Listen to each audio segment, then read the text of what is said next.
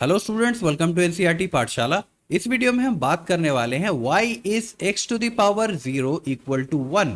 यानी कि किसी भी नंबर की पावर जब हम 0 करते हैं तो वो हमेशा 1 के बराबर क्यों आता है, इसके पीछे के रीजन को इस पर्टिकुलर वीडियो में हम समझने वाले हैं। राइट, तो यहाँ पर देखिए, इसे समझने के लिए मैंने कुछ एग्जाम्पल्स यहाँ ले रखे हैं। अगर आप पहले एग्जाम्पल को कंसिडर करो तो यहाँ पर एक पॉजिटिव नंबर 2 मैंने ले रखा है, इसकी पावर मैंने 0 ले रखी है, तो इसकी वैल्यू कितनी आएगी? ये आएगा 1। राइट, इसके अलावा मैंने उसके बाद यहां पर एक नेगेटिव नंबर ले रखा है, एक इंटीजर ले रखा है बेसिकली। तो नेगेटिव नंबर की पावर भी अगर 0 हो तो ये भी 1 के बराबर आता है। राइट, इसके अलावा यहां पर एक फ्रैक्शन मैंने ले रखा है 3/7, ये एक पॉजिटिव फ्रैक्शन है, इसकी पावर अगर 0 हो तो ये भी 1 आता है। अब वो कैसे, इसे थोड़ा सा आप ऐसे समझ सकते हो। इंडाइसेस की प्रॉपर्टी में आपने इस बात को पढ़ा होगा, राइट, कि अगर x बाई वाई ये एक फ्रैक्शन हो, इसकी पावर m हो, तो इसे आप लिख सकते हो x की power m divided by y की पावर m। राइट, यानी कि ये जो एक्सपोनेंट है, ये जो पावर है, ये इंडिविजुअली दोनों न्यूमरेटर और डिनोमिनेटर दोनों के साथ अप्लाई हो जाता है। तो उसी प्रॉपर्टी को हम यहाँ पर फॉलो कर सकते हैं। तो इसे हम क्या लिख सकते हैं? इसे हम लिख सकते हैं न्यूमरेटर में 3 की पावर 0 और डिनोमिनेटर में ये आ जाएगा 7 की पावर 0। और मैंने आपको अभी अभी बताया कि किसी भी नंबर की पावर 0 अगर हो तो वो 1 हो जाएगा। राइट, तो 3 की पावर 0 ये भी 1 हो जाएगा, 7 की पावर 0 ये भी 1 हो जाएगा, तो फाइनली 1/1 ये 1 आ जाएगा। तो यहाँ पर आपने देखा एक फ्रैक्शन की पावर 0 करने पर भी हमारे पास 1 आ रहा है। इसके अलावा यहाँ पर एक नेगेटिव फ्रैक्शन भी मैंने ले रखा है -5/9, इसकी पावर जब हम 0 करेंगे तो ये भी 1 के बराबर आएगा। अब इसे भी देख लेते हैं, आइए। यहाँ पर भी लॉ ऑफ इंडाइसेस के अकॉर्डिंग आप क्या कर सकते हो, न्यूमरेटर पे यानी कि -5 पे आप सेपरेटली पावर लगा दो। इसके अलावा डिनोमिनेटर पर भी यानी कि 9 पर, इस पर भी आप सेपरेटली पावर लगा दो। तो आपको पता है, यहाँ पर आपने देखा कि नेगेटिव नंबर की पावर अगर 0 हो तो वो भी 1 के बराबर होता है। तो यहाँ पर फिर से क्या आ जाएगा, न्यूमरेटर पर भी 1 आ जाएगा, डिनोमिनेटर पर भी 1 आ जाएगा, and finally the value will be equal to 1। Right, तो एक नेगेटिव फ्रैक्शन लेने पर भी उसकी पावर अगर हम 0 कर दें वो भी 1 के बराबर आता है। इसके अलावा अगर आप एक इर्रेशनल नंबर को लोगे, उसकी पावर अगर आप 0 करोगे तो ये भी 1 के बराबर आता है। यहाँ पर मैंने एक इर्रेशनल नंबर √7 ले रखा है, इसकी पावर 0 करने पर भी वैल्यू कितनी आएगी? ये फिर भी 1 ही आएगा। राइट, तो कोई फर्क नहीं पड़ता कि आपके पास पॉजिटिव नंबर है, नेगेटिव नंबर है, फ्रैक्शन है, उनमें भी पॉजिटिव फ्रैक्शन है या नेगेटिव फ्रैक्शन है, या फिर आपके पास एक इर्रेशनल नंबर है। हर एक केस में अगर आप किसी भी नंबर के पावर को 0 करोगे तो फाइनली आपको वैल्यू 1 मिलती है। राइट, तो आइए इस पर्टिकुलर वीडियो में हम समझते हैं कि इसके पीछे के रीजन को। ये रीजन क्या होता है बेसिकली, कि किसी भी नंबर के पावर को जब हम 0 करते हैं तो वो 1 के बराबर आता है। राइट, तो इसके लिए आपको एक छोटा सा प्रॉपर्टी, एक लॉ होता है जो इंडाइसेस का, वो आपको पता होना चाहिए। लॉ क्या है? ये लॉ है x to the power m, ये अगर डिवाइड हो रहा हो x to the power n से, तो इसे आप वैल्यू इसकी क्या आ जाती है, ये आता है बेस जो होता है x, ये तो सेम रहेगा, पावर यहां पर सब्ट्रैक्ट हो जाती है। Right, m-n। एग्जाम्पल अगर मैं यहां पर साइड में आपको दे दूं, एग्जाम्पल के तौर पे अगर मैं बात करूं, अगर आपके पास 2 की पावर 5 हो डिवाइडेड बाय 2 की पावर 3 हो, तो इसका सोल्यूशन क्या हो जाएगा? बेस यानी कि 2 ये तो सेम रहेगा, लेकिन पावर सब्ट्रैक्ट हो जाएगी, यहाँ पर 5 - 3 हो जाएगा। फाइनली वैल्यू हमारे पास 2 की पावर 2 आ जाएगी, 2 का स्क्वायर आ जाएगा। राइट, अब आइए हम हमारे प्रूफ पर वापस चलते हैं। हमें प्रूफ करना है बेसिकली कि किसी भी नंबर यानी कि x की पावर 0 अगर हो तो ये 1 आता है, ये हमें अल्टीमेटली प्रूव करना है। राइट, तो यहाँ पर देखो, इस प्रॉपर्टी का मैं यूज करने जा रहा हूं। यहाँ पर मैं एक चीज अज्यूम कर रहा हूं बेसिकली, ऐसा भी तो हो सकता है ना, जैसे अगर मैं कहूँ 3 की पावर 5 डिवाइडेड बाई 3 की पावर 5, ऐसा भी तो केस हो सकता है। यहाँ पर हो क्या रहा है बेसिकली, यहाँ पर बेस जो है ये तो सेम है ही, इसके साथ साथ पावर्स भी सेम है, तो पावर सेम होने से कोई फर्क तो पड़ेगा नहीं। फॉर्मूला तो यहाँ पर फिर से वही लगेगा, बेस आप एज इट इज लिखोगे और पावर सब्ट्रैक्ट हो जाएंगी, है ना।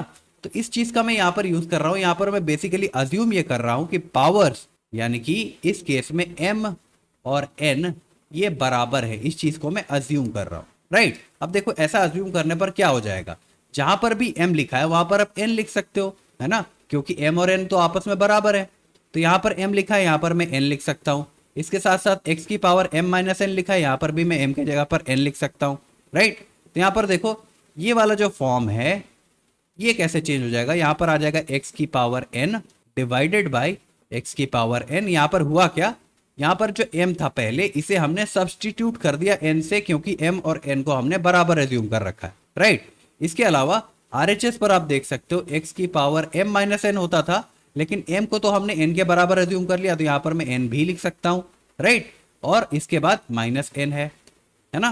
तो यहाँ पर देखो फर्दर क्या हो जाएगा, आपको पता होगा कि अगर न्यूमरेटर में एक नंबर हो सपोज 2 और डिनोमिनेटर में भी वही नंबर हो 2, तो ये दोनों कैंसिल होकर के 1 आ जाता है, राइट। ये तो आपको पता ही है। तो यहाँ पर आप देख सकते हो न्यूमरेटर में भी x to the power n है, डिनोमिनेटर में भी x to the power n है, तो ये दोनों कैंसिल होकर के 1 आ जाएंगे, राइट। तो यहाँ पर मैं कह सकता हूँ कि न्यूमरेटर और डिनोमिनेटर ये कैंसिल होकर के वैल्यू कितनी आ जाएगी, LHS पर हमारे पास वैल्यू आ गई 1। और अगर मैं RHS की बात करूं तो यहाँ पर देखो x की पावर n माइनस एन क्या होता है, जैसे 2 माइनस 2 अगर मैं कहूँ तो ये तो 0 होता है, राइट। इसी तरह से n माइनस एन ये तो कोई वेरिएबल है बेसिकली, n माइनस एन भी कितना होता है, ये भी 0 हो जाएगा, है ना। तो यहाँ पर आप देख सकते हो ये जो हमारा लॉ था x टू द पावर 0 वो 1 के बराबर होता है, इसे हमने यहाँ पर प्रूव कर दिया, राइट। अब लेकिन देखो इसका एक एक्सेप्शन भी होता है, वो बताना भी जरूरी है। उस एक्सेप्शन को आइए हम डिस्कस कर लेते हैं। एक्सेप्शन क्या है? एक्सेप्शन सिंपली ये है कि किसी भी नंबर की पावर को 0 करते हो तो वो तो 1 आता है, वो तो ठीक है, लेकिन एक यहाँ पर अपवाद है, एक एक्सेप्शन है कि अगर आप 0 की पावर 0 लिखोगे तो ये 1 नहीं आता, ठीक है। इसे मैं ठीक से लिख देता हूं, 0 की पावर अगर आप 0 करोगे तो वो 1 नहीं आता। अब इसके पीछे के रीजन को भी हम समझेंगे। आइए उसके लिए वापस से हमारा वो फॉर्म, वो लॉ हम लिख लेते हैं।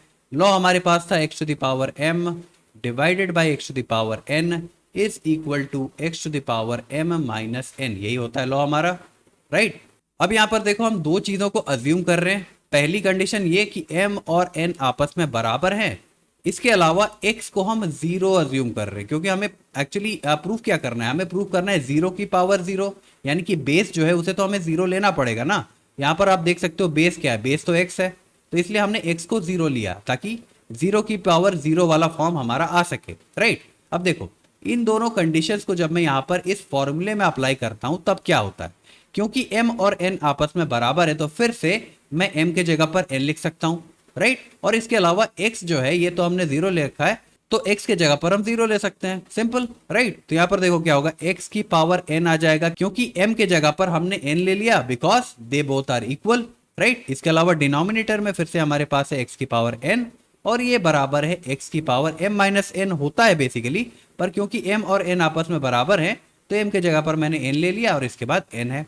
इसके अलावा हमें पता है कि x की वैल्यू 0 भी तो है, राइट। तो यहाँ पर मैं x की जगह पर 0 पुट कर देता हूँ, तो यहाँ पर देखो क्या आ जाएगा वैल्यू, x के जगह पर मैंने 0 ले लिया, इसकी power n divided by denominator में भी x हमारे पास है 0 और इसकी पावर फिर से n, this is equal to x की power n minus n, x हमारा 0 है, इसकी power n minus n, right. अब देखो आपको ये चीज पता होगी कि अगर आप 0 का क्यूब करते हो तो ये होता क्या है, बेसिकली किसी भी नंबर का क्यूब करना, इसका मतलब होता है जो बेस है यानी कि 0 इस केस में, इसे आप 3 बार मल्टीप्लाई करते हो, यही हो रहा है ना। तो अगर आप 0 को 3 बार मल्टीप्लाई करोगे तो 0 ही तो आएगा, है ना।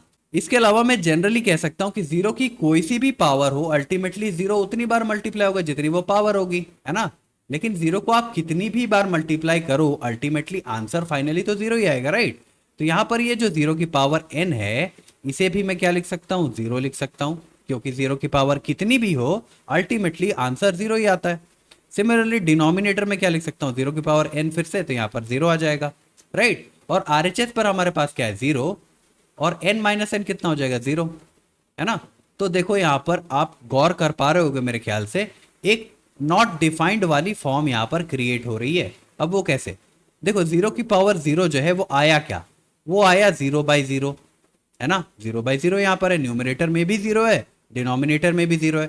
अब आपको शायद ये चीज पता होगी कि अगर न्यूमरेटर में हमारे पास 0 हो और डिनोमिनेटर में कोई दूसरा नंबर हो तो इसकी वैल्यू तो 0 होती है, क्योंकि 3 0 टाइम्स 0 होता है। जैसे अगर मैं कहूँ 6/2 लिखा है तो 2 कितनी बार में इसे 2 को कितनी बार मल्टीप्लाई करने पर 6 आएगा, 3 टाइम्स। तो इसलिए आप 2 से 6 को 3 टाइम्स कैंसिल करते हो, है ना। तो जितनी बार में मल्टीप्लाई होकर के न्यूमरेटर वाला नंबर आ जाए उतनी बार में ही ये डिवाइड होता है बेसिकली। तो यहाँ पर ये 3 को 0 से मल्टीप्लाई करने पर 0 आ जाएगा, तो इसका आंसर जो है वो फाइनली 0 आ जाएगा। लेकिन इसमें दिक्कत तब हो जाती है जब न्यूमरेटर में तो कोई दूसरा नंबर हो पर डिनोमिनेटर में 0। अब देखो 0 को आप किसी भी नंबर से मल्टीप्लाई कर लो आपको कभी भी 3 नहीं मिल सकता, राइट। जीरो को आप 1 करोड़ से भी मल्टीप्लाई करोगे ना तब भी आपको जीरो ही मिलेगा, तो 3 तो कभी आना है नहीं। तो इसलिए इस तरह की जो फॉर्म होती है जहां पर डिनोमिनेटर जीरो हो जाए, ये होता है नॉट डिफाइंड। ये डिफाइंड नहीं होता, इसकी वैल्यू हम नहीं निकाल सकते, राइट। तो यहां पर देखो न्यूमरेटर में हमारे पास जीरो है, इससे हमें कोई दिक्कत नहीं है, क्योंकि अगर न्यूमरेटर में जीरो हो, डिनोमिनेटर में कोई दूसरा नंबर हो, तो फाइनली वैल्यू जीरो आ जाएगी। लेकिन यहाँ पर दिक्कत कौन कर रहा है, ये जो डिनोमिनेटर का जीरो है ना, ये दिक्कत कर रहा है। हमें पता है कि जब भी डिनोमिनेटर में जीरो आ जाए तो ये जो फ्रैक्शन है इसकी वैल्यू डिफाइंड नहीं होती, राइट। तो यहां पर मैं कह सकता हूं कि एलएचएस का ये जो पार्ट है, दिस इज नॉट डिफाइंड, ये डिफाइंड नहीं हो सकता। डिफाइंड क्यों नहीं हो सकता, क्योंकि डिनोमिनेटर में जीरो है हमारे पास, and this is equal to 0 to the power 0, right. तो इसलिए मैंने आपसे कहा कि 0 की पावर 0 अगर हो तो ये 1 नहीं होता, ये डिफाइंड नहीं होता। 0 to the power 0 is not defined. इसके अलावा 0 को छोड़ करके आप कोई सा भी नंबर ले लो, उसकी पावर अगर आप 0 कर रहे हो तो वो 1 आ जाएगा, राइट। तो होपफुली इस वीडियो में जो भी चीजें मैंने आपको बताई वो आपको समझ आ गई होंगी। अगर आपको कोई डाउट्स या क्वेरीज अभी भी रह जाती हैं तो आप नीचे कमेंट सेक्शन में पूछ सकते हो। Okay, thank you.